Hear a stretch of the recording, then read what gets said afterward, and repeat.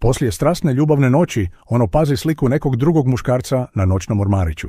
Počne ga brinuti. Je li to tvoj muž?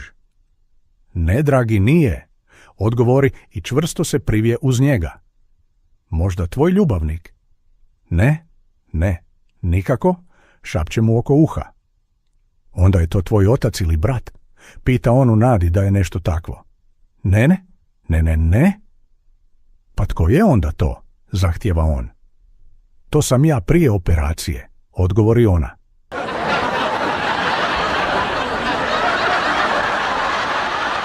Okupio kapetan Titanika sve putnike u velikoj plesnoj dvorani odmah nakon sudara s ledenom santom i kaže: ovako ljudi, imam jednu dobru i jednu lošu vijest. Koju ćete prvo? Svi se došaptavaju, pa jedan putnik kaže: ajde prvo lošu. Pogodili smo santu leda. Brod se raspukao popola, tonemo brzinom svjetlosti, poginućemo skoro svi, nema nas tko spasiti. Krene opći plač, panika, vriska, a onaj isti putnik opet pita: a koja bi tu bila dobra vijest? Nominirani smo za 12 Oskara.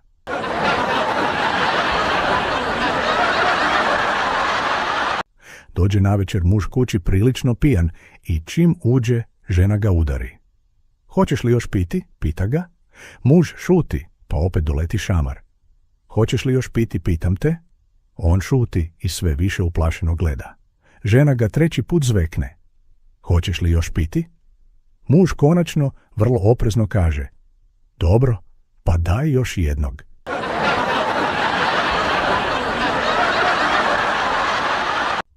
Ako ti se ovaj vic dopao, znaj da je to samo kap u moru. Klikni, pretplati se i dobijaj redovnu dozu najboljeg i najgoreg balkanskog humora. Moli se mali Perica Bogu prije spavanja: dragi Bože, molim te da je Berlin glavni grad Finske. Mama ga začuđeno pita: Perice sine, kakva je to molitva? Perica: šuti mama, bio kontrolni iz geografije.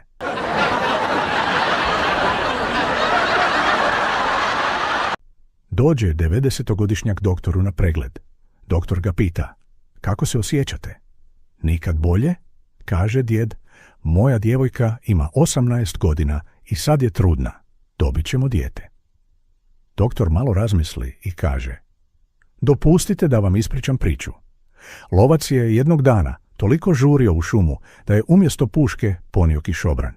Pred njega izađe veliki medvjed. On digne kišobran, nanišani, i puca. I znate što se dogodilo? Medvjed mrtav pao pred njega. Nemoguće. Netko drugi je morao pucati. Upravo to sam vam htio reći.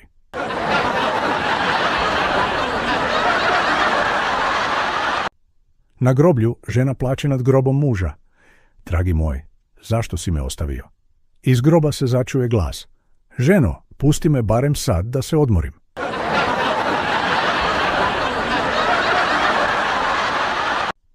Polagalo 13 kadeta za policajca. Komisija pita prvog: reci nam jednu marku auta. Prvi vikne: Jaguar. Drugi, zbunjen, kaže: februar. Treći, mart. I tako redom. 12. kaže: decembar. A 13. sav u panici pruži ruku komisiji i kaže: sretna nova godina.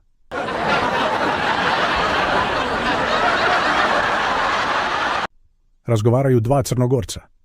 Šta radiš danas? Ništa. A juče? Isto ništa. A sutra? Planirao sam malo da odmorim od ničega.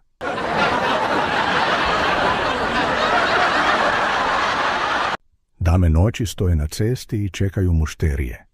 Prolazi starija gospođa i pita ih: a, curice, što radite ovdje na cesti? Čekamo da kamion doveze na ranče, oglasi se jedna.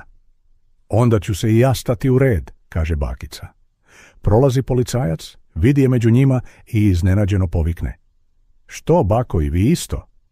Naravno, bez problema, samo skinem protezu i već mogu cuclati.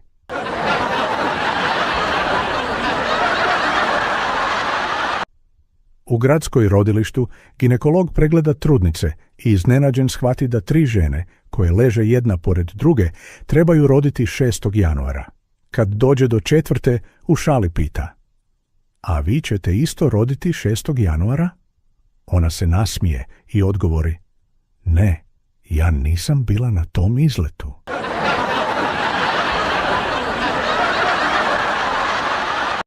Muž i žena šeću gradom kad ugledaju slijepog prosjaka. Žena mu ubaci 2 eura. Potom pita muža: misliš li da je stvarno slijep? Naravno, pa čula si ga kad ti je rekao hvala ljepotice.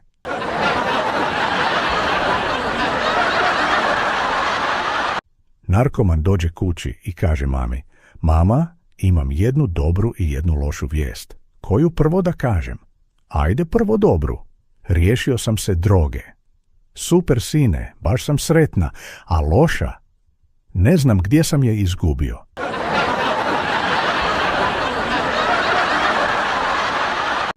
Zaustavi policajac Plavušu i kaže: dajte mi vaše ime i prezime. Plavuša zbunjeno: a kako ću se onda zvati?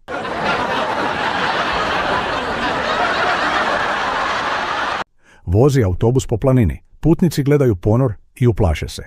Vodič primijeti i kaže: bojite se? Putnici: da, radite isto što i vozač. A što radi vozač? Pa žmiri.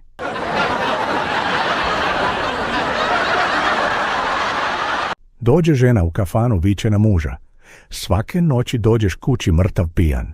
Jesi li normalan? Muž mirno: pa ženo, kako da budem mrtav pijan kad još uvijek živ dolazim?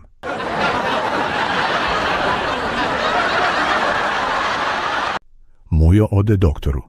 Doktore, nešto me steže u grudima. Doktor: Mujo, vi imate previše kila, pijete, pušite i ne pazite se. Ako ovako nastavite, imate još najviše pola godine života. Mujo se nasmije: doktore, vi meni dajete još pola godine života. A Fata mi je jučer rekla da će me ubiti večeras kad dođem kući.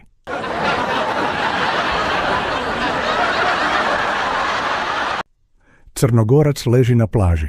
Žena ga pita: hoćeš li ti išta raditi u životu? On uzdahne: polako ženo, sve ću ja kad dođe vrijeme. A što si do sad uradio? Evo, čekam vrijeme.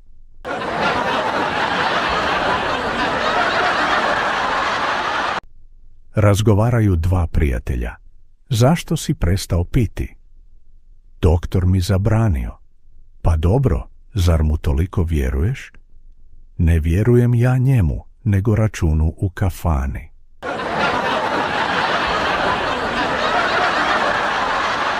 Ako si makar jednom pomislio: ovo moram pokazati prijatelju, onda znaš da si na pravom mestu. Klikni pretplati se i od sada će ti svaki novi vic stizati pravo na ekran, taman da ga prepričaš prvi.